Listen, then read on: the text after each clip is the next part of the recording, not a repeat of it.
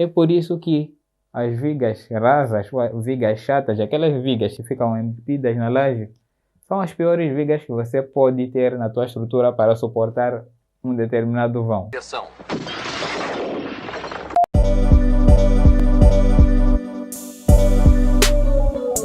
De forma mais simples que eu posso explicar para vocês, a rigidez é a resistência que uma secção ou um determinado elemento tem de resistir a um esforço ou a deformação. Por exemplo, vamos supor que você esteja numa obra, por exemplo, e queira dobrar dois varões. Os dois varões têm 6 milímetros de diâmetro. Então, aqui eu teria um varão com 6 milímetros de diâmetro, mas o comprimento é de 5 metros. E no segundo varão eu teria o mesmo diâmetro, de 6 milímetros, agora o comprimento com 30 centímetros. Aqui, ao dobrar esses dois varões, se eu começo por esse, eu terei facilidade em dobrar esse varão primeiro. Se eu quero dobrar o varão mais ou menos ao meio, eu terei facilidade ao dobrar esse varão um pouco mais longo. Mas, nesse varão, a dificuldade já será um pouco maior. Por quê? Porque o varão é um pouco mais curto. O que isso traduz em relação a essa expressão?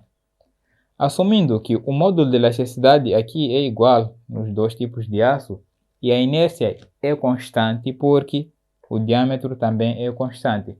E não se preocupe quanto à inércia, já também irei explicar o que isso significa na prática.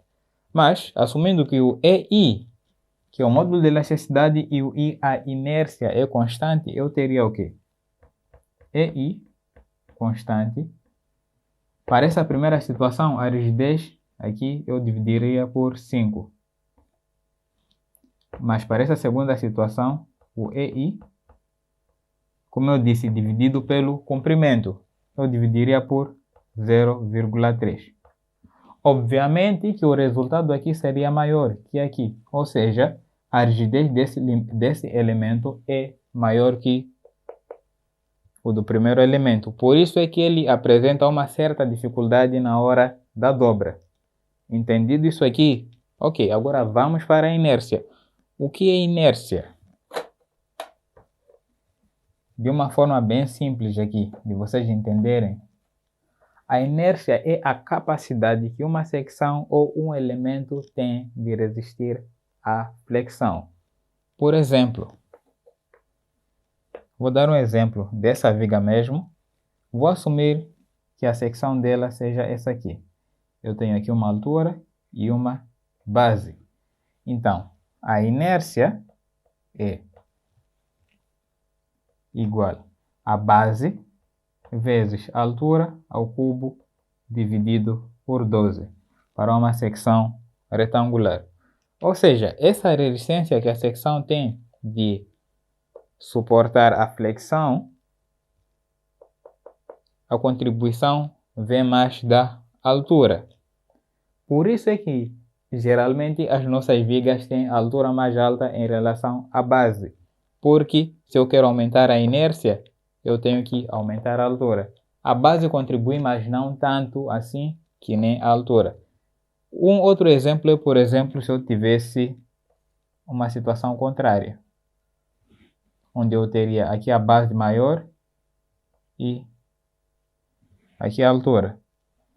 Se eu calcular a inércia aqui, base vezes altura ao cubo dividido por 12, notem que se, por exemplo, aqui eu estou a utilizar uma base de 20 e aqui uma altura de 50, mas aqui estou a utilizar uma altura de 20 e aqui uma base de 50, a inércia nessa segunda secção será muito menor, mas muito menor mesmo. É por isso que as vigas rasas, ou vigas chatas, aquelas vigas que ficam embutidas na laje, são as piores vigas que você pode ter na tua estrutura para suportar um determinado vão. Não adianta, aquilo nem sequer chega a ser viga. Então, se você quer, por exemplo, que a tua viga tenha uma boa resistência à flexão, a solução é aumentar a altura.